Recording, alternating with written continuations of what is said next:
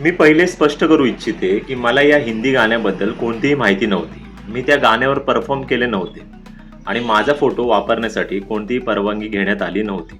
आणखी एक गोष्ट मी पाहते की काही लोक या संधीचा फायदा घेऊन माझ्या चारित्र्यावर हल्ला करत आहेत, असे बॉलिवूड अभिनेत्री नोरा फतेही हिचं म्हणणं आहे.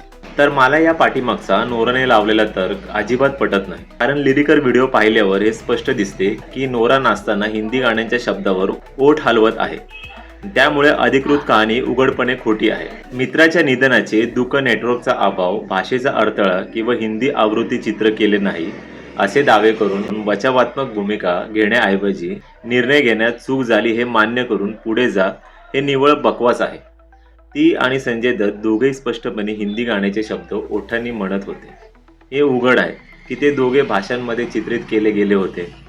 तर फायनली मी नोरा फतेहीला इतकं सांगू इच्छितो की नोरा, तू एक उत्तम कलाकार आहेस. तुझं नृत्य पाहिलं की भुरळ पडल्यासारखे वाटते. पण तू भारतात आहेस याचं भान हरपू देऊ नकोस. तू जे काही करतेस हे तुझ्या करिअरसाठी करतेस.